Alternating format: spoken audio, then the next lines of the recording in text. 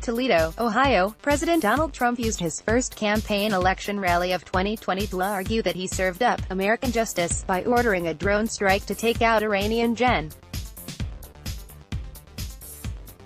Qasem Soleimani, while jeering Democratic leaders for questioning his decision to carry out the attack without first consulting Congress. Trump's remarks on Thursday careened from mockery of House Speaker Nancy Pelosi and Rep. Adam Schiff, who heads the House Intelligence Committee, to a suggestion that he should have won the Nobel Prize, a preview of the sharp-edged re-election campaign that he will wage. The president made his comments shortly after the Democratic-controlled House approved a resolution asserting that Trump must seek approval from Congress before engaging in further military action against Iran. Trump mocked Pelosi's mental acuity and called Schiff a pencilneck. He also tagged Sen. Bernie Sanders is Crazy Bernie for raising objections to how he carried out the strike on Soleimani.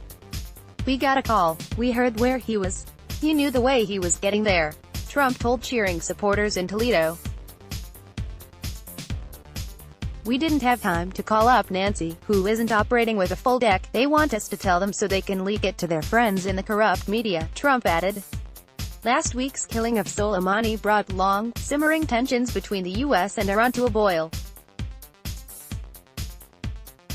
Iran, in retaliation, fired a barrage of missiles this week at two military bases in neighboring Iraq that house hundreds of U.S.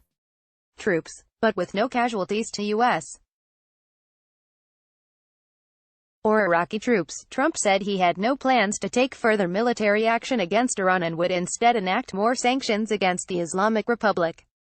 The Iran crisis, which momentarily overshadowed Trump's looming impeachment trial, has also opened a new front in the 2020 presidential campaign for Trump, who in 2016 campaigned on a promise to end American involvement in endless wars. Vice President Mike Pence, who joined Trump for the rally, said the president deserved credit for taking out a dangerous terrorist while managing to keep the engagement from escalating into an all-out war.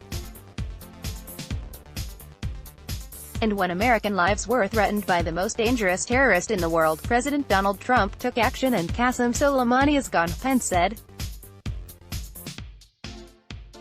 And in the wake of that attack, Iran responded, but thanks to the professionalism of the military, we suffered no American casualties and Iran appears to be standing down.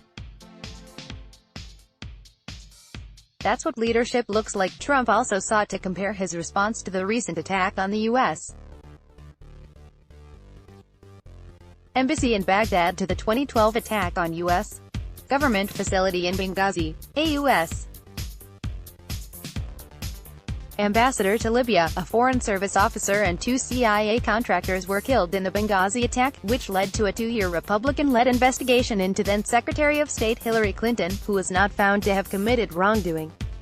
No Americans were killed in the Baghdad assault. The protesters managed only to breach the edge of the sprawling embassy complex. "This was the anti-Benghazi," he said. "We got there very quickly. This is the exact opposite." Trump also turned to a topic that frequently rankles him, the fact that he has never won a Nobel Prize. Referencing the 2019 Nobel Prize winner, Ethiopian Prime Minister Abiy Ahmed, Trump said that he himself deserved the honor instead. "I made a deal. I saved a country, and I just heard that the head of that country is now getting the Nobel Peace Prize for saving the country," Trump said. "I said, what? Did I have something to do with it? Yeah, but, you know, that's the way it is. As long as we know, it's all that matters." Abiy was awarded the prize in October for his sweeping reforms and surprising embrace of a bitter rival. Trump enters the election year flush with more than $100 million in campaign cash, a low unemployment rate, and an unsettled Democratic presidential field. Yet, polling shows he remains vulnerable. In December, an Opinion poll showed Trump's approval rating at 40%. There have not been more recent polls to gauge support for the president in the wake of the targeted killing of Soleimani, though opinions of Trump have changed little over the course of his presidency. Trump has never fallen into historic lows for a president's approval ratings, but Gallup polling shows his December rating registers lower than that of most recent presidents at the same point in their first terms. Notably, approval of Trump and former President Barack Obama in the December before their re-election bid is roughly the same. But Obama's approval rating never fell below 40% in Gallup polling, and he recovered slightly in the months leading up to his re-election to finish his first term with an average rating just below 50%. Trump's approval rating has never been higher than 46% in Gallup polling. For Trump to win re-election, securing Ohio's 18 electoral votes will be critical. He won Ohio by 8 points in 2016, after Obama held the state in 2008 and 2012. The visit to Toledo marked Trump's 15th appearance in Ohio as president. Contact us at editors@time.com. Let's block ads. Why?